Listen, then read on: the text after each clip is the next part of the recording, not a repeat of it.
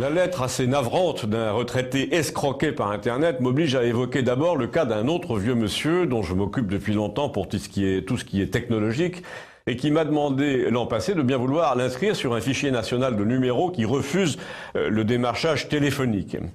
Avant d'oublier, d'ailleurs, je précise qu'entre les deux tours de la primaire de droite, les infortunés partisans d'Alain Juppé, qui brillaient par leur opportunisme, mais pas tellement par leur sens de l'opportunité, ont eu le culot de louer les services d'une boîte de marketing qui téléphonait le jour même du deuxième tour, en automatique évidemment, avec la voix du candidat Juppé pour inciter les gens à bien voter ce jour-là.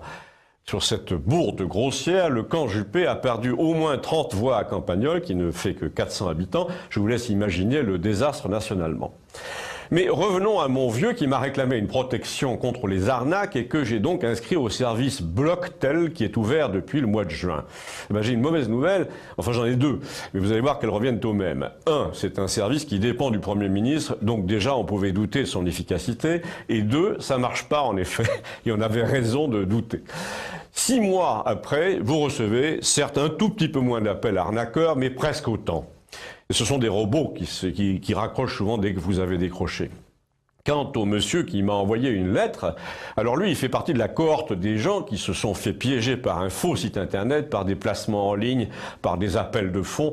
Je vous décris pas les montages grotesques en provenance de Côte d'Ivoire, vous les connaissez sans doute. Lui, c'était un indice boursier qui faisait fructifier ses 30 000 euros d'économie et finalement, il a tout perdu. Les gendarmes qui ont reçu sa plainte, ou qui finalement ne l'ont même pas reçu d'ailleurs, lui ont ri au nez quand ils l'ont accueilli. Et il faut dire qu'il aura été bien naïf, en effet, mais il ne faut pas confondre. Moi, je ne vais pas vous décrire le mécanisme dont il a été victime pour faire comme ces animateurs qui mettent les gens en garde en leur disant de bien se protéger contre les méchants, contre les arnaqueurs. Je voudrais justement vous inviter à réfléchir sur une société où celui qui a tort, c'est celui qui n'est pas assez blindé contre les mauvaises intentions des autres, celui qui n'apprend pas à les soupçonner, à les déjouer, à se défendre, à devenir un tigre à son tour, en somme.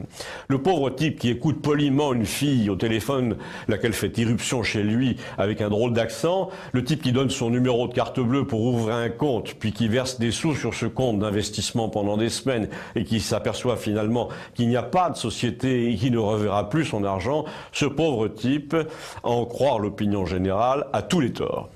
Mais la Tania, la Sonia, la Myriam à l'autre bout du téléphone, celle qui est venue le chercher en lui disant « Je me présente, je suis Tania, nous sommes la société machin », elle, à la limite, elle passerait pour une héroïne qui gagne sa vie.